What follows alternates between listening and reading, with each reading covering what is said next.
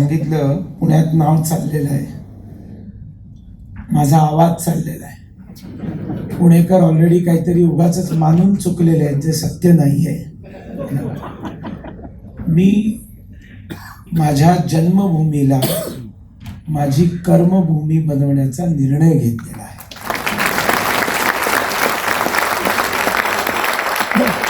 देशामध्ये सर्व राज्य 4-4, 5-5 वेळा माझा प्रवास झाला. काही राज्यांमध्ये 10-10, 15-15 वेळा प्रवास झाला. आणि जिथे जिथे मी गेलो लोकांनी मला असं सांगितलं, आप पुणे के हैं, पुणे बहुत अच्छा शहर है. मेरी तो पढ़ाई पुणे में हुई है. आणि इतकं भरभरून बोलतात पुण्याबद्दल की मेरा सीना चौड़ा हो जाता था की मैं पुणे का. पण जेव्हा गेले 4 महिने पुण्यामध्ये मी तंबू ठोकून बसलेलो आहे, माझ्या असं लक्षात येते की पुण्यासाठी खूप काही करणं बाकी आहे. आणि पुण्याला एक आंतरराष्ट्रीय ख्याती मिळवून देण्याचं काम आणि पुण्याला भारतातलीच नाही तर जगातली सर्वोत्कृष्ट सिटी, शहर, सुसहाय्य, विकसित आणि प्रेरणादायी असं बनवण्याचं काम, सर्वार्थाने बनवण्याचं काम हे आपण सगळ्यांनी करणं आवश्यक आहे. आणि हे सगळं करण्यामध्ये मी तुम्हा सगळ्यांच्या बरोबर आहे. मला सुशीलजींना ऐकायचं आहे आणि तुम्हालाही सुशीलजींना ऐकायचं हे मला माहिती आहे, कारण ते तुम्हाला यूट्यूबवर अवेलेबल आहेत. समक्ष पहिल्यांदा इथे बहुतेक अनेक जण पाहत आहेत आणि मी तर वारंवार भेटणारच आहे ना. त्याच्यामुळे तुम्ही आणि सुशीलजी यांच्यामध्ये मी फार बोलणार नाही. मी फक्त एवढेच मुद्दे काढलेले आहेत कारण ते मोदींबद्दल आहेत. आणि अनेक वेळेला मला असं वाटतं की कदाचित आता मोदींनाही माहिती नसेल की त्यांनी या देशासाठी काय काय केलेलं आहे. मला असा मुद्दा बोलण्यासाठी आनंदाने, माझा मोठा भाऊ आहे तो, त्याला आम्ही आनंदा म्हणतो, तसं त्याचं नाव चिंतामणी विश्वनाथ देवधर आहे, चार्टर्ड अकाउंटंट आहे. आणि निवेदिता, एक गोष्ट सांगायची होती तू, की इथे जसे दादांसाठी लोक आलेले आहेत, माझ्यासाठी काही 4-5 लोक आलेले आहेत, सुशीलजींना ऐकण्यासाठी ते आलेले नाहीत. याचं कारण त्यांना माहिती नव्हतं सुशीलजी असणार आहे. भाऊ तोरसेकरांसाठी म्हणून लोक आले होते. आणि आनंद देवधरांचा सुद्धा खूप मोठा फॅन फॉलोईंग आहे फेसबुकवर. आणि इथे किती पास द्यायचे अशी ज्यावेळेला आम्हा दोघांची चर्चा झाली तर त्यांनी सांगितलं 250 पास माझे असतील. म्हटलं मग सभागृहात जागा कुठे शिल्लक राहते.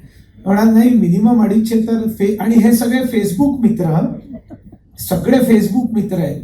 आणि मला कौतुक वाटतं आनंदाचं की तो दर एका निश्चित कालावधीनंतर पुण्यात येतो आणि वेगवेगळ्या ठिकाणी फेसबुक मित्रांबरोबर नाश्ता करणं, गप्पा मारणं, आणि तेही आतुरतेने त्याच्या येण्याची वाट पाहत असतात. 2-2, 3-3 दिवस प्रवास करत असतो आणि हे अनेक वर्ष करतो आहे. त्याच्यामुळे आता त्याचा मला देखील फायदा होणार आहे. म्हणजे पुण्याला मोठं शहर बनवण्यासाठी आपल्या सगळ्यांना जे काम करायचं त्याच्यामध्ये त्याचा फायदा. तुम्ही हुशार आहात, सगळे पुणेकर आहात, तुम्ही लगेच दुसरीकडे तार घेऊन जाऊ नका. मोदींचा सांस्कृतिक राष्ट्रवाद, खाच खळगे कळतात. अच्छा, मोदींचा सांस्कृतिक राष्ट्रवाद असं या विषयावर मला बोलायला सांगितलं. सगळ्यात पहिली गोष्ट, सांस्कृतिक राष्ट्रवाद हाच विषय 1 तासाच्या किमान व्याख्यानाचा आहे. कारण या देशामध्ये वेगवेगळे राष्ट्रवाद आणण्याचा प्रयत्न केला. साम्यवादी, समाजवादी, भांडवलशाही, आणि या सगळ्यांनी मिळून आपल्या कल्पना या देशावर थोपण्याचा प्रयत्न केला. आणि डॉक्टर श्यामाप्रसाद मुखर्जी हे पहिले असे केंद्रीय मंत्री आहेत की ज्यांनी मूल्यांसाठी राजीनामा दिला. श्यामाप्रसाद मुखर्जी हे पहिले मंत्री आहेत जे मंत्री असताना त्यांनी मंत्रिमंडळाचा राजीनामा दिला मूल्यांसाठी. आणि त्यावेळेला पंडित जवाहरलाल नेहरू जनसंघाबद्दल म्हणाले होते, I will crush Jana Sangh, I will crush Jana Sangh. Shyama Prasad म्हणाले, I will crush this crushing mentality. हे दोन व्यक्तींची एकाचं महानपण आणि एकाचं लहानपण दाखवून देणार. आणि अशा परिस्थितीमध्ये राष्ट्राची कल्पना स्पष्ट नसल्यामुळे किती गोंधळ झाले. पंडित नेहरू या देशामधल्या दोन समस्यांसाठी सगळ्यात मोठा जबाबदार व्यक्ती आहे. पहिला जम्मू काश्मीर आणि दुसरा नॉर्थ ईस्ट. हे दोन रिजन त्यांनी स्वतःकडे ठेवले, बाकी सगळे सरदार वल्लभभाई पटेलांना दिले. वल्लभभाई पटेलांनी अत्यंत कुशलतेने, लोहपुरुष होते, त्यांनी हे सगळे रिजन जे त्यांच्याकडे 500-550हून अधिक जितके राजे रजवाडे होते त्या सगळ्यांना त्यांनी भारतामध्ये संपूर्ण विलिनीकरण करून, जिथे सामदाम दंड भेद म्हणजे त्रिपुरामध्ये रजाकार घुसले होते आणि त्यांनी असं क्लेम केलं की त्रिपुरा जो आहे तो मुस्लिम बहुल आहे आणि त्याच्यामुळे तो पूर्व पाकिस्तानचा झाला पाहिजे. त्रिपुराचे राजे 15 दिवस आधी त्यांचं निधन झालं होतं 15 ऑगस्टच्या. त्यांची पत्नी कांचनप्रभा देवी या शिलाँगमध्ये होत्या. शिलाँगमध्ये त्यांचा राजवाडा, प्रॉपर्टी खूप आहे. तर त्यांनी सरदार वल्लभभाई पटेलांना फोन केला आणि सांगितलं की त्रिपुरा मुस्लिम बहुल नाहीये, त्रिपुरा हा भारतात राहायला पाहिजे. आणि सरदार वल्लभभाई पटेलांनी हवाई मार्गाने सेना उतरवली आगरताळ्यामध्ये आणि आगरताळ्यामध्ये सेनेनी जाऊन रजाकारांना धक्के मारून गोळ्या घालून बाहेर काढलं आणि त्रिपुरा भारतामध्ये पूर्णपणे विलीन झाली.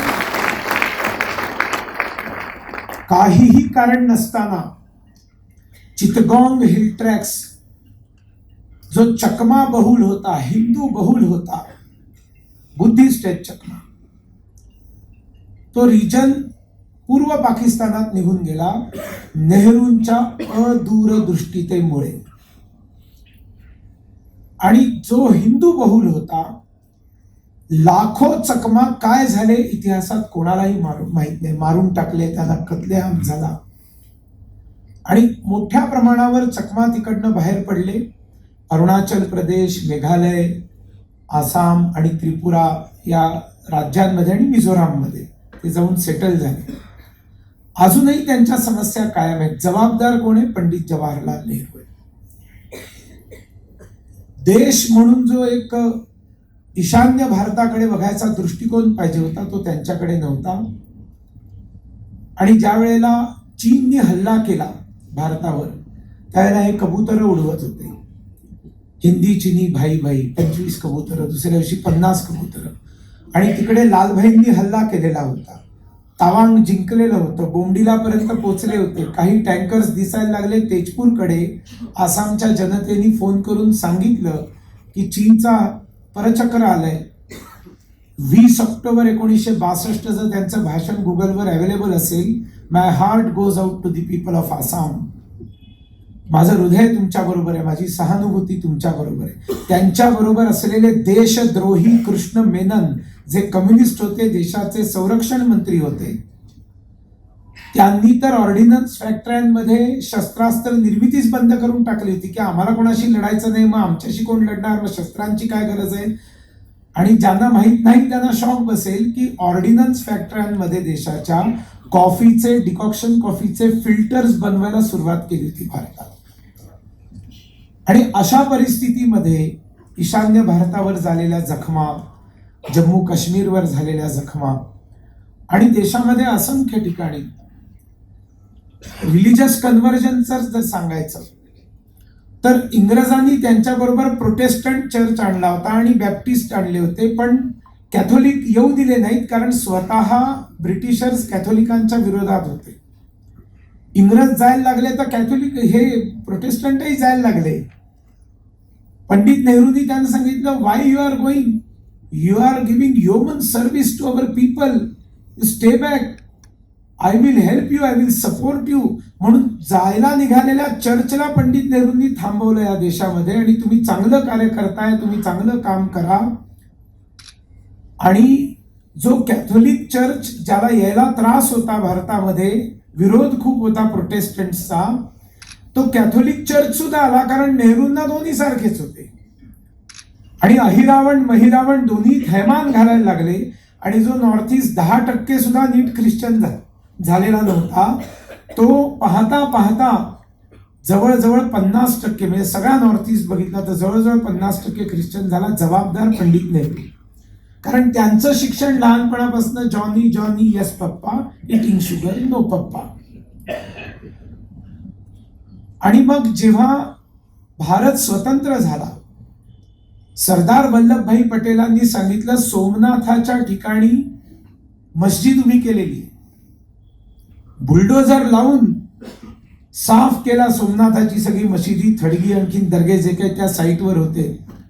सरदार वल्लभभाई पटेलांनी तिथे भव्य मंदिर निर्माण केलं आणि पंतप्रधानांना बोलवलं की तुम्ही उद्घाटनाला या. पंडित नेहरूंनी नकार दिला, मी येणार नाही, हेच जॉनी जॉनी यस पप्पा. आणि जर सोनिया आणि राहुल यांनी याला जर नकार दिला असेल तर आश्चर्य वाटण्याचं काही कारण नाही. खानदानी प्रॉब्लेम आहे तो त्यांचा.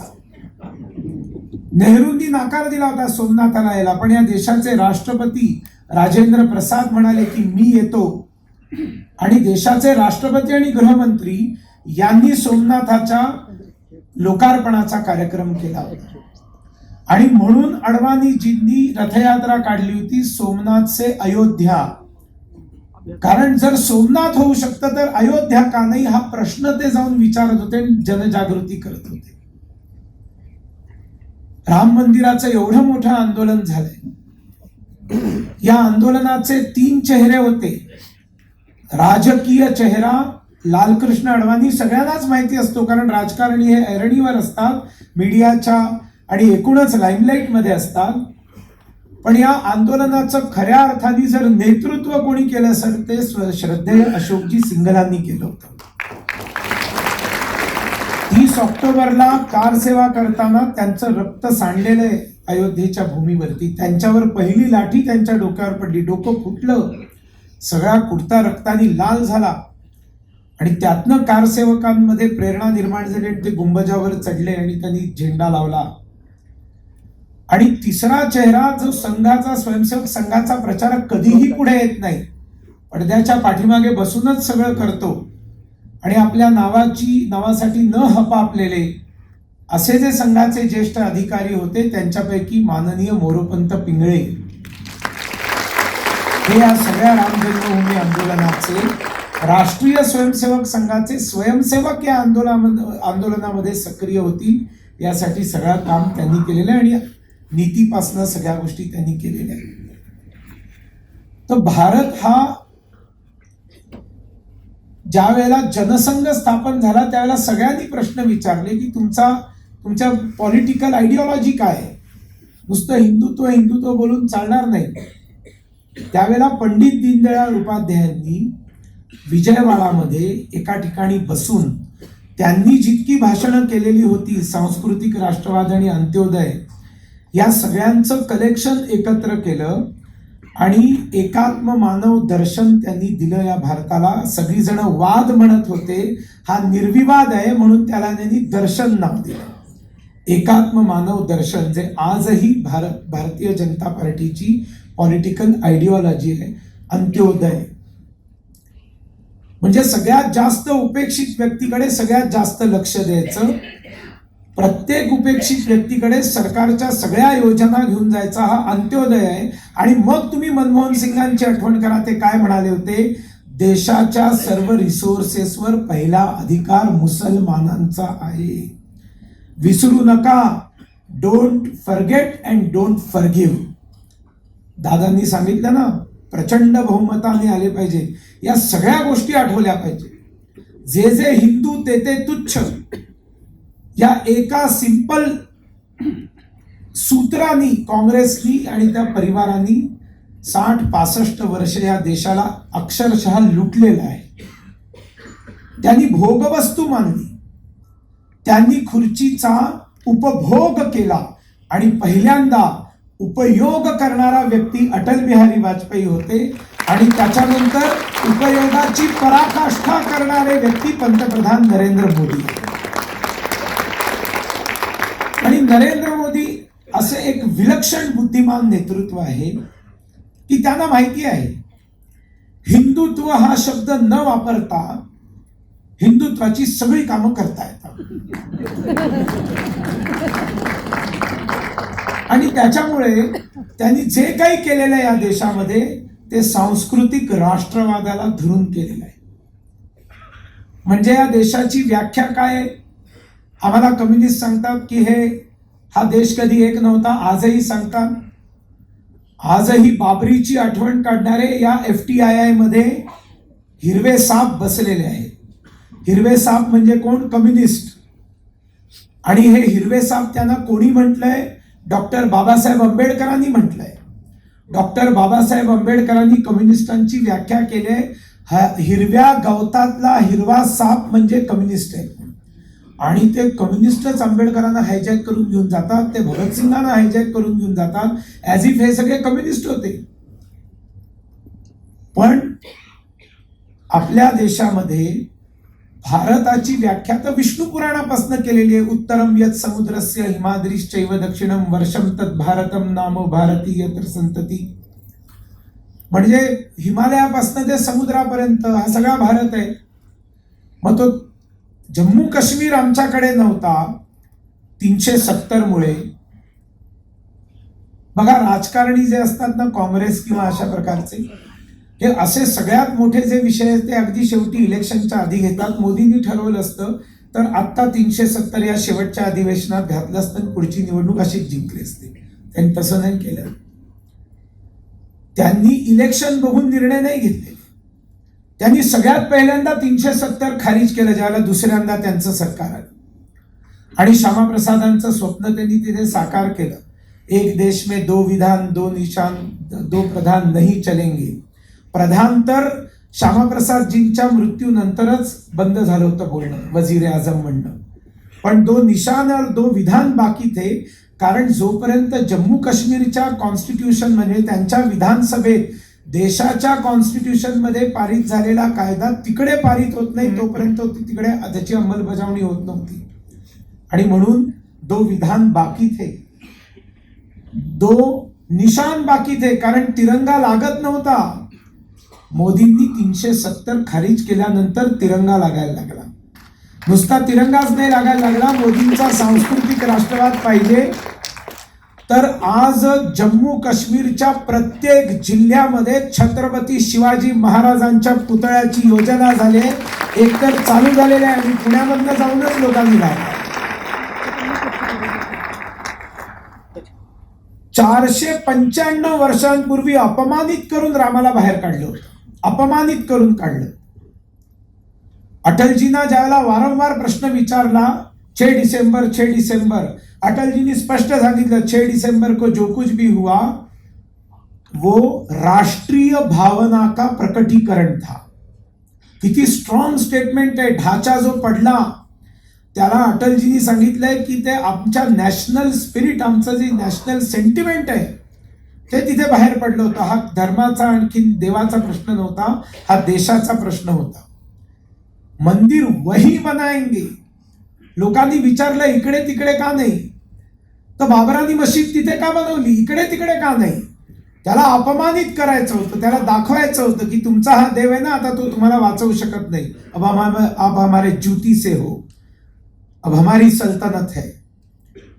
आणि म्हणून त्यांनी मंदिर पाडून त्या ठिकाणी मशीद बांधली. म्हणून मंदिर वही बनाएंगेचा नारा होता. ढाचा पडला असला तरी मंदिर बनलं नसतं जर पंतप्रधान नरेंद्र मोदींनी न्यायालयाला सांगितलं नसतं की फास्ट ट्रॅक कोर्ट चालवा आणि तातडीने रिझल्ट आला पाहिजे. काहीही द्या पण आम्हाला रिझल्ट पाहिजे. काँग्रेसनी इथपर्यंत देशद्रोह केला होता की 2019च्या निवडणुकांपूर्वी कपिल सिब्बलनी कोर्टाला सांगितलं, सुप्रीम कोर्टाला, की तुम्ही निकाल येऊ देऊ नका, निकाल आला तर मोदी जिंकेल. निकाल नाही दिला सुप्रीम कोर्टाने. मोदींना काही फरक नाही पडला, 303 नेते निवडून आले. पण नंतर निकाल आला. निकाल आल्यावरती राम मंदिर बनलेलं आहे. आणि 22 तारखेला आपण बघितलं सगळ्या देशामध्ये. मी तुम्हाला एक आठवण सांगतो, मी मेघालयात प्रचारक असताना असंख्य कामं त्यावेळेला केलेली आहेत. त्याच्यातलं एक काम म्हणजे 6,500 ख्रिश्चन हे स्वेच्छेने स्वधर्मामध्ये परत आले. तर त्याच्यातला एक 25 कॅथोलिकांचा परिवार जो परत आला होता, त्या एका वृद्ध महिलेचा मला फोन आला 18 तारखेला वगैरे. खासीमध्ये म्हणाली, बाबू सुनील, मी क्वा बांधले अयोध्या, क्वा बांधतोय राम. आमची इच्छा आहे अयोध्येला जाण्याची, आम्हाला राम मंदिर बघण्याची इच्छा आहे. हे परिवर्तन आहे. मेघालयासारख्या राज्यामध्ये रामाबद्दल माहिती नसताना आज तिकडे रामाचं सेंटिमेंट झालेलं आहे. मी खूप बोलणार नाही, कारण संपूर्ण देशामध्ये कशा पद्धतीने 22 जानेवारी सेलिब्रेट झालाय. मी आंध्रचा सहप्रभारी होतो. आंध्रच्या गल्ल्या गल्ल्यांमध्ये राम मंदिर, जिथे भाजपचं वोटिंग नाही आहे, तमिळनाडू, आंध्र प्रचंड सेलिब्रेशन झालेत. 22 तारखेला राष्ट्रीय भावनेचं प्रकटीकरण झालंय. मोदींचा सांस्कृतिक राष्ट्रवाद आहे. मोदींमुळे आपल्याला राम मंदिर मिळालं हे आपण विसरलं नाही पाहिजे. मोदींमुळे 370 गेलं, आपण विसरलं नाही पाहिजे. मोदींमुळे CAA आलं आणि ते CAAचं नोटिफिकेशन निघेल, सगळ्या गोष्टी होतील. पण त्यांनी सांगितलं त्याप्रमाणे अब की बार 400 पार होना चाहिए. सहमत आहे? आम्हाला खूप अभिमान आहे पुण्यश्लोक अहिल्यादेवी होळकरांबद्दल. त्यांनी सर्व पडलेल्या मंदिरांचे जीर्णोद्धार केले होते. त्याच्यानंतर खऱ्या अर्थाने देशातल्या तीर्थक्षेत्रांचे जर जीर्णोद्धार कोणी केले असतील तर ते नरेंद्र मोदींनी केलेले. त्यांनी शंकराचार्यांचं मंदिर केदारनाथमध्ये प्रचंड पुरामध्ये वाहून गेलं होतं. भव्य मंदिर उभं केलंय शंकराचार्यांचं. जीर्णोद्धार त्यांनी केदारनाथाचा केलाय. वाराणसी तर काय बाबा, जाऊन कधीतरी, अशक्य कोटीतली गोष्ट आहे की ते सगळे जी अतिक्रमण इथे पुण्यामध्ये कठीण आहे, उत्तर प्रदेशात तर कर्म कठीण काम, पण ते योगी बाबा बुलडोझरवाले आहेत. त्याच्यामुळे तिथे साम दाम दंडभेद संपूर्ण स्वच्छता करून काय दिव्य कॉरिडॉर झालाय. म्हणजे गंगा मैया का पाणी उठाव और जाकर शिवजी का अभिषेक करो. अप्रतिम, जायलाच पाहिजे आणि बघायलाच पाहिजे काय ते बनवलंय त्यांनी. उज्जैनचा कॉरिडॉर बनवलाय. करतारपूर कॉरिडॉर जो आहे पाकिस्तानामध्ये, तिथे आमच्या शीख बांधवांना जाण्याची पूर्णपणे मुभा मिळाली, मोदींनी करून दिलं. अशा असंख्य मंदिरांचा त्यांनी जीर्णोद्धार केलाय. कोविडमध्ये जे मोदींनी दाखवलेलं आहे ते देखील एक सांस्कृतिक राष्ट्रवादाचं, वसुधैव कुटुंबकमची त्यांनी नारा दिला G20 मध्ये. हे वसुधैव कुटुंबकम हा नारा नाहीये. भारतामध्ये पहिल्यांदाही अनेक पॅन्डेमिक्स येऊन गेले, पण अर्लिएस्ट जर कुठली वॅक्सिन, लस जर पोचली असेल तर ती 20 वर्षांनंतर पोचली. कारण भारताने कधी स्वतःची लस बनवली नाही आणि उशिरा पोचलेली लस ही 35 वर्षांनंतर आली.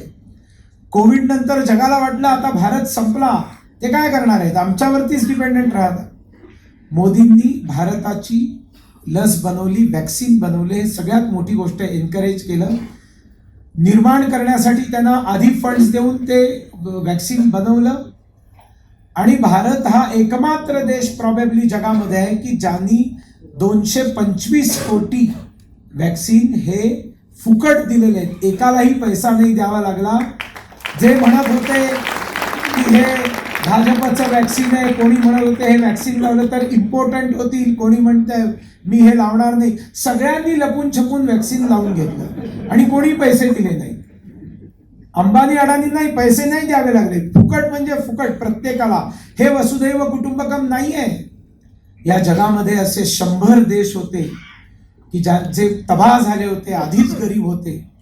त्यांनी सांगितलं मोदीजींना हमें बचाइए. वॅक्सिन मैत्रीच्या माध्यमातून या 100 देशांना, गरीब छोट्या देशांना भारताने फुकट वॅक्सिन दिले. फुकट वॅक्सिन दिले. तो पापा गुळेना देशाचा पंतप्रधान पाया पडताना बघितलं ना तुम्ही, तो सोशल मीडिया इव्हेंट नव्हता. असे अनेक देश आहेत, असे अनेक देशांचे नागरिक आहेत ज्यांची इच्छा आहे की पंतप्रधान पुन्हा नरेंद्र मोदी व्हावे.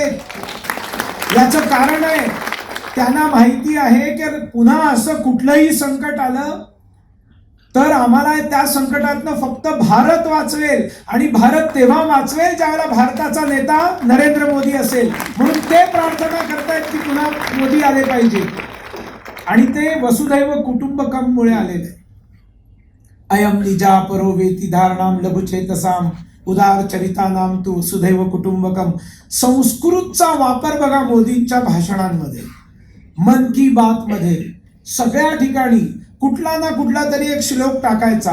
डेड लँग्वेज म्हणून कम्युनिस्टांनी जी संस्कृत भाषा संपवून टाकली होती, ती आता तुम्ही पाहता कसे सोनियाचे दिवस संस्कृतला येत जातील. आणि probably I am the only politician who tweets in Sanskrit daily.